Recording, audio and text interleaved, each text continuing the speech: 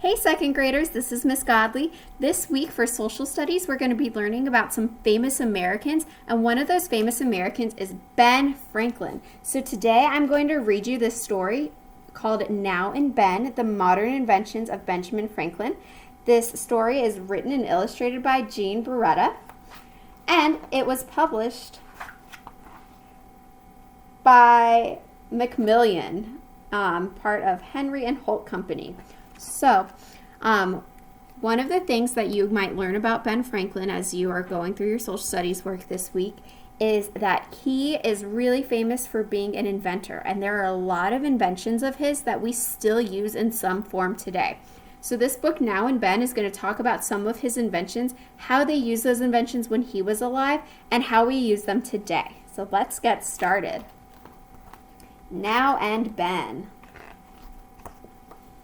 Now and then we think about Ben, Dr. Benjamin Franklin to be precise, and we think about his many inventions he originated more than 200 years ago. It was as if Ben could see into the future. Almost everything he created is still around today. For instance, now our newspapers are filled with illustrations. Ben was the first to print a political cartoon in America. The cartoon encouraged the American colonies to join together or die like the disconnected snake. So you can see there is a version of what his first cartoon that he created. It's pretty cool. I bet a lot of you guys like to look at cartoons. I know I do.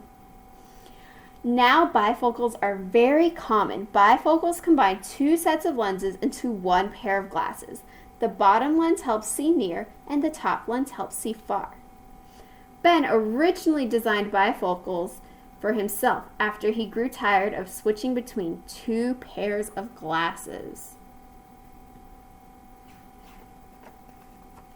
Now, our world relies on electricity. In the 18th century, many people still believed that lightning was an act of anger and punishment from God. Ben was one of the scientists who discovered the true nature of electricity and how to use it. He learned that lightning is electricity when he attached a small metal wire to the top of a kite and gathered electricity from a storm cloud. So I know all of you guys like electricity. We all love to have lights on and TVs, and Ben helped discover how we could use electricity so that we, from lightning, so that we are able to have those things. Now, many buildings and homes use lightning rods to protect against lightning strikes. Ben invented the lightning rod and was the first to use it. The pointed iron rod acts like a magnet and grabs an approaching lightning bolt from the sky before it can strike the rooftop. The electricity then travels safely down a long wire into the ground. It prevents fires and keeps dangerous amounts of electricity away from the house. Now, this gadget goes by many names, such as the grabber. Everyone has seen one. It is the long stick that helps grab items from out-of-reach places. So maybe you've seen one in a store. Maybe you've seen one somewhere else. Ben invented the original device and called it the long arm because it worked like a very long arm. Now, swimmers and divers use flippers to move faster through the water. Ben invented things even when he was a boy. He was an avid swimmer and built wooden flippers for both his hands and feet. Now, ships travel across the Gulf Stream to take advantage of the faster current. Ben measured, charted, and publicized the Gulf Stream during his 8 voyages across the Atlantic Ocean. Now we understand and accept the benefits of vitamin C. Ben was an early promoter of eating citrus fruits to help prevent a disease called scurvy. I know I like to drink a lot of orange juice or find different ways to take vitamin C to make sure I stay healthy. And Ben was one of the first people to think to do that and to tell people that that was a good way to stay healthy. Now for a musical interlude. Ben invented the glass harmonica. He was able to create music by simply touching his wet fingers to a row of spinning glass bowls. Mozart and Beethoven were so moved by the sounds that they composed for the instrument. Today, glass harmonicas are very, very rare. You are more likely to find one in a museum than in a music store. Now our fireplaces are efficient and easy to use. Ben improved on the primitive fireplaces of his day when he designed the Pennsylvania fireplace, later renamed the Franklin stove. He built it with iron to contain the heat from a fire long after the logs were burned. It also sat away from the wall to heat the room more evenly. The smoke ventilation was not perfect, but later inventors improved it. Before Ben's fireplace, indoor smoke could be suffocating.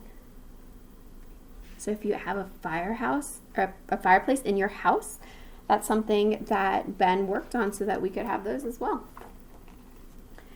Now, chairs can't come in all shapes and sizes. Ben designed 2 chairs that are still very useful. The writing chair combined a desk and a chair into one. The library chair was a combination chair and stepladder. So you see, and folded up, and he could use it as a step stool to get some books. Now, everyone has seen a rocking chair, but not many have seen Dr. Franklin's rocking chairs.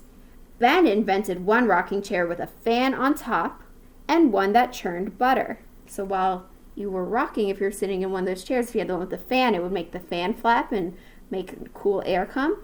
Or if you were rocking, the one with the that churned butter was also working and making the butter while you rocked.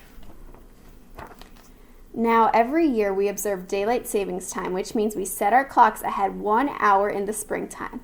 As a result, it stays darker longer in the morning when most people are sleeping and stays light longer at the end of the day, so we can save more energy. In the fall, we return the clocks to standard time. Ben suggested this idea in one of his essays as a way to save money by burning fewer candles. Farmers could also gain more work time in the evening. Daylight savings time was not officially practiced until World War I, more than 100 years later. As for clocks, Ben designed the first clock with a second hand. Now every automobile has an odometer to measure the distance it travels. Ben invented the odometer when he was Postmaster General so he could measure his postal routes. Now almost every large community includes a library, a hospital, a post office, a fire department, and a sanitation department. So all those things are really important things in our community. Ben lived in a city that had none of these establishments, so he helped organize the first of each. So we can thank him for post office and hospitals and libraries and sanitation departments. Those are the people who help collect trash and help keep our communities clean. And post offices and fire departments. I'm not sure if I said all those. Now and then we owe thanks to Ben for his important inventions, but many would agree that his greatest accomplishments came in the form of documents that helped shape the world. Ben had a pivotal role in developing America's Constitution, the Treaty of Alliance with France, the Treaty of Peace with England, and the Declaration of Independence. So the Constitution is a document that has a lot of the laws for our country. And the Declaration of Independence is another really important document that helped establish the United States as its own country, separate from England, which it had been part of previously. And then the Treaty of Alliance with France and the Treaty of Peace with England helped create peace between those countries so that we could get along with those countries. It is remarkable that one man could achieve so much in a lifetime. He has certainly helped to form the modern world.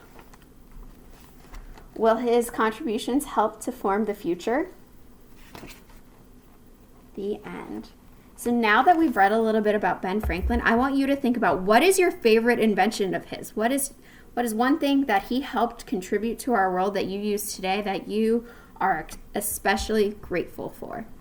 I'll talk to you guys again soon.